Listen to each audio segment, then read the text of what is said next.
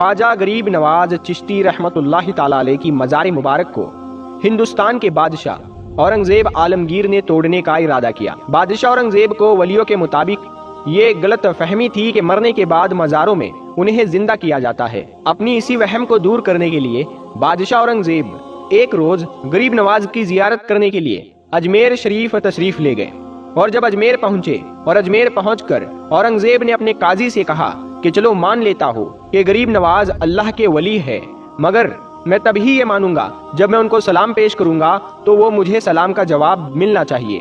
اگر میرے سلام کا جواب مجھے نہیں ملا تو میں مزار شریف توڑ دوں گا۔ تو اورنگزیب عالمگیر جب مزار پر پہنچے اور حاضری دی اور وہاں پر ایک ادنا سا شخص بیٹھا ہوا تھا، وہ شخص انتظار کر رہا تھا، تو بادشاہ اورنگزیب نے اس شخص سے پوچھا، اے شخص کیا معاملہ ہے، تم یہاں پر کیوں بیٹھے ہو اور تم پریشان لگ رہے ہو؟ تو اس شخص نے بادشاہ اورنگزیب سے فرمایا، حضرت میں آنکھ سے نبینا ہوں، یعنی میں اندھا ہوں، اور کافی عرصے سے خواجہ غریب نواز رحمت اللہ تعالی علیہ سے دعا کر رہا ہوں کہ میرے آنکھوں کی روشنی واپس آ جائے، لیکن کوئی فائدہ نہیں ہوتا۔ میں کافی عرصے سے یہاں حاضری دیتا ہوں اور رو رو کر دعا کرتا ہوں کہ اللہ تعالیٰ اپنی اس ولی کے صدقے میں میرے آنکھوں کی روشنی مجھے عطا کر دے، مگر آج تک مجھے کوئی فائدہ نہیں ہوا، یعنی میری آج تک کوئی حاضری اور دعا قبول نہیں ہوئی۔ تو بادشاہ اورنگزیب نے اس اندھے شخص سے کہا کہ میں مزار پر سلام پیش کرنے کے لیے جا رہا ہوں، اور جب میں واپس آؤں اور تب تک تیری آنکھوں کی روشنی تجھے نہ ملی تو میں تلوار سے تیری گردن اڑا دوں گا۔ اتنا سننا تھا کہ وہ اندھا شخص اور زیادہ پریشان ہو گیا اور زیادہ غمگین ہو گیا، اور وہ اندھا شخص یہ سوچنے لگا، اب تک تو میرے آنکھوں کی روشنی نہیں تھی، لیکن اب میرے گردن کی باری آ گئی۔ یعنی وہ اندھا شخص کہنے لگا، اب تک تو میں میرے آنکھوں سے پریشان تھا کہ میری آنکھوں کی روشنی نہیں ہے، میں اندھا ہوں، لیکن بادشاہ نے جب میری گردن اڑانے کی بات کہی ہے، یعنی اب میرا بچنا بہت مشکل نظر آ رہا ہے۔ پھر اس اندھے شخص نے زور زور سے رو رو کر اور تڑپ تڑپ کر خواجہ غریب نواز سے فریاد کرنے لگا۔ اور جب بادشاہ اورنگزیب نے خواجہ غریب نواز کو سلام پیش کیا، یعنی جب بادشاہ اورنگزیب مزار کے پاس گئے اور مزار کے پاس جا کر انہوں نے سلام عرض کیا تو مزار میں سے کوئی جواب نہیں ملا۔ جب بادشاہ اورنگزیب نے ایک مرتبہ سلام پیش کیا تو جواب نہیں ملا۔ پھر بادشاہ اورنگزیب نے دوسری مرتبہ سلام پیش کیا، پھر بھی سلام کا جواب نہیں ملا۔ لیکن جب تیسری مرتبہ بادشاہ اورنگزیب نے سلام کیا تو اندر سے آواز آئی کہ وعلیکم السلام ورحمۃ اللہ وبرکاتہ۔ پھر مزار شریف سے آواز آتی ہے، اے بادشاہ اورنگزیب دوبارہ ایسی ضد نہ کرنا، کیونکہ تمہاری ضد کی وجہ سے میں اس اندھے آدمی کی آنکھوں کی روشنی لینے عرش الہی پر گیا تھا، اور اسی وجہ سے تمہارے سلام کے جواب دینے میں دیر ہو گئی۔ سبحان اللہ۔ خواجہ غریب نواز کی کرامت کو دیکھنے کے بعد بادشاہ اورنگزیب رحمت اللہ تعالی علیہ خود ایک اللہ کے ولی بن گئے۔ اللہ اکبر۔ تو میرے دوستو، یہ شان ہوتی ہے اللہ کے ولیوں کی، یعنی یہ واقعہ ہونا تھا کہ بادشاہ اورنگزیب رحمت اللہ تعالی علیہ ایک بہت ہی بڑے اللہ کے ولی بن گئے، جنہوں نے کتاب لکھی ہے فتاوی عالمگیری، جو کہ اسلام کے مطابق جو فتوے دیتی ہے، جو اسلام کے قانون کو مانتی ہے، جو اسلام کے قانون کو دیکھ کر بنایا گیا ہے۔ بڑے بڑے مسائل اسی کتاب سے حل ہوتے ہیں۔ پیارے دوستو، جب خواجہ غریب نواز رحمت اللہ تعالی علیہ اجمیر میں پہنچے، اس وقت ایک مندر تھا جو اجمیر کا سب سے بڑا مندر تھا اور صرف راجاؤں اور رانیوں کی عبادت کے لیے خاص تھا۔ مندر کے ساتھ ہی ایک تالاب تھا جس کا نام انا ساگر تھا۔ ہندو اس تالاب کے پانی کو انتہائی پوتر یعنی بابرکت مانتے تھے۔ ان کا ماننا تھا کہ جو اس تالاب میں نہا لے گا اس کے گناہ جھڑ جاتے ہیں۔ کہتے ہیں اس مندر میں رات کو اتنے چراغ جلتے تھے کہ رات 3.5 من تیل ان چراغوں میں استعمال ہوتا تھا۔ ارد گرد کے کئی دیہات مندر کے نام تھے، یعنی ان دیہات کی آمدن مندر پر خرچ ہوتی تھی۔ مندر میں ہزاروں لوگ رہتے تھے جن کا کام آنے والوں کی رہنمائی دیکھ بھال کرنا تھا کہ کون سا خدا بیٹے دیتا ہے، یعنی کون سا دیوتا بیٹے دیتا ہے، کون سا دیوتا صحت اور تندرستی کا مالک ہے، اور کس مورتی کی پوجا سے دولت مہربان ہوتی ہے۔ خواجہ غریب نواز رحمت اللہ تعالی علیہ اس مندر میں تشریف لے گئے اور انا ساگر سے کچھ فاصلے پر چٹائی بچھا کر اپنے مریدوں کے ساتھ بیٹھ گئے۔ عصر کا وقت ہونا ہی چاہتا تھا، لہٰذا آپ رحمت اللہ تعالی علیہ نے حضرت قطب الدین بختیار کاکی رحمت اللہ تعالی علیہ سے اذان دینے کو کہا۔ کفر و شرک کے گڑھ میں اجمیر میں اللہ کی وحدانیت پر محمد مصطفیٰ صلی اللہ تعالی علیہ وسلم کی رسالت کا یہ پہلا اعلان تھا۔ وہ لوگ اسلام سے مکمل طور پر لا علم تھے، وہ نہیں جانتے تھے کہ اسلام کیا ہے۔ چنانچہ اذان کی آواز سن کر وہ حیران ہو گئے اور اپنے گھر سے نکل آئے۔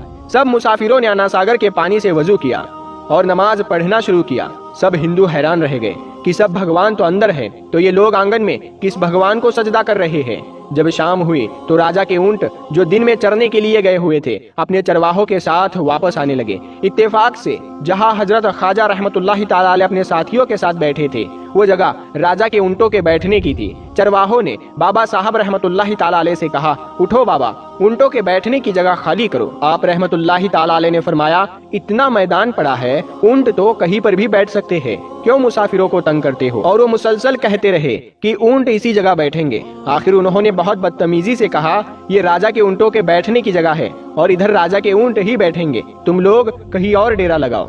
आखिर आप रहमतुल्लाहि ताला अलैह ने उठते हुए हजरत कुतुबुद्दीन बख्तियार काकी रहमतुल्लाहि ताला अलैह से फरमाया, उठो कुतुबुद्दीन, ये कह रहे हैं कि ऊंटों के बैठने की जगह है, तो चलो ऊंट ही बैठे रहे। ये कहकर आप रहमतुल्लाहि ताला अलैह अपने साथियों समेत वहां से उठ गए। अगली सुबह जब ऊंटों की चराई के लिए ले जाने का वक्त आया और चरवाहों ने ऊंटों को उठाना चाहा तो उन्हें पता चला कि ऊंट तो उठने के काबिल ही नहीं है। उन्होंने ऊंटों को मार मार कर जबरदस्ती उन्हें उठाना चाहा, लेकिन वो बैठे ही रहे। चरवाहे परेशान थे कि जो ऊंट उनके एक इशारे पर उठ के बैठ जाते थे, आज क्या हुआ है, क्यों नहीं उठ रहे हैं। आखिर उन सिपाहियों को याद आया कि कल उस मुसाफिर ने ये कहा था कि चलो ऊंट ही बैठे रहेंगे, तो लोग इकट्ठा होना शुरू हो गए। कोई कह रहा था कि फकीर कोई काबिल जादूगर है और किसी ने ख्याल जाहिर किया कि कोई भगवान का अवतार है। धीरे धीरे बात राजा तक पहुंच गई कि एक मुसाफिर फकीर ने राजा के ऊंटों पर जादू कर दिया है।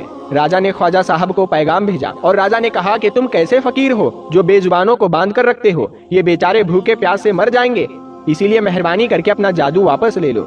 आप रहमतुल्लाहि ताला अलैह ने फरमाया, हम मुसलमान हैं और मुसलमान बद्दुआ नहीं करते, ना ही जादू करते हैं। जाओ कहो कि जिसके हुक्म से बैठे थे उसी के हुक्म से उठ खड़े हो जाना। अब वो लोग जाकर ऊंटों को उठाने लगे तो ऊंट फौरन उठ गए। हिंदुओं के दिलों में दिलचस्पी उन मुसाफिरों में बढ़ने लगी। पांचों वक्त अजान होती और नमाज अदा की जाती।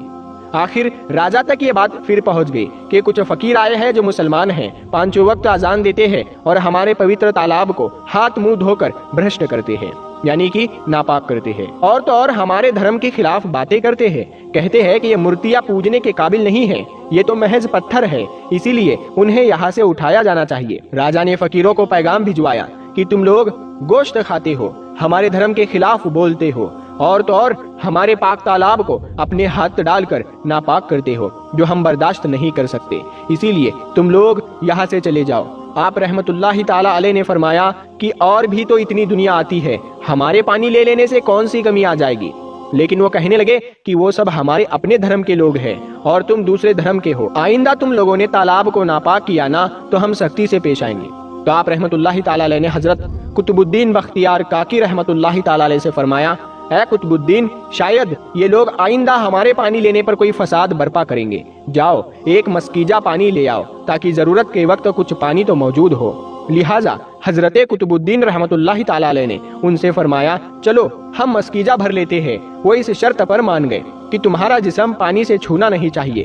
तो हजरत कुतुबुद्दीन रहमतुल्लाहि ताला अलैह ने तालाब की सीढ़ियों पर जा बैठकर और मस्कीजा पानी में डुबो दिया। जब वो भर गया तो हजरत कुतुबुद्दीन बख्तियार काकी रहमतुल्लाहि ताला अलैह ने वो मस्कीजा ऊपर खींचा, लेकिन यूं ही मस्कीजा पानी से बाहर आया तो पूरा का पूरा अन्ना सागर का पानी सूख चुका था। गोया सारा अन्ना सागर मस्कीजे में बंद हो गया था। अन्ना सागर का खुश्क होना था कि पूरे अजमेर में कोहराम मच गया और वो रो रहे थे कि जो हम गुनाहों की गठरिया लाते हैं और अन्ना सागर में गुसल करके उनसे छुटकारा पा लेते हैं, अब हम गुनाहों का बोझ किधर लेकर जाएंगे। सारे इलाके में खबर फैल गई कि मुसाफिर फकीर ने जादू के जोर से अन्ना सागर को खुश्क कर दिया है। राजा उस नई सूरत हाल से बहुत परेशान था। उसने अपने वजीरों को बुलाया। सबने यही कहा कि फकीर या तो जादूगर है या फिर वाकई कोई कामिल फकीर है। साथ ही वो परेशान हुए कि अजमेर की रौनक तो थी ही अन्ना सागर के दम से, उसी की वजह से लोग दूर दूर से अजमेर आते थे और अपना ईमान ताज़ा करके लौटते थे। अन्ना सागर के खुश्क हो जाने से हिंदू धर्म की प्रचार को बहुत बड़ा धचका लगेगा और ये बहुत तशवीशनाक बात थी। आखिर तय पाया कि फकीर से बात की जाए। आखिर वो चाहता क्या है? अगर उसकी जरूरत खाने की चीजें होंगी तो हम मान लेंगे, या फिर सब मर्द औरतें और बच्चे जाकर फकीर को खुशामद करो कि लोगों को परेशानी से निजात दिलाओ और हम पर करम करो, हम पाप का बोझ उठाए किधर जाए और कैसे सुकून पाए। یہ کام زیادہ آسان تھا، لہٰذا تمام لوگ بابا صاحب رحمت اللہ تعالیٰ علیہ کے پاس آئے اور بولے، بابا تم بھی وضو کر لیا کرنا، لیکن بھگوان کے واسطے ہمارا ناساگر ہمیں لوٹا دو۔ تو آپ رحمت اللہ تعالیٰ علیہ نے حضرت قطب الدین بختیار کاکی رحمت اللہ تعالیٰ علیہ سے فرمایا، جاؤ کتب،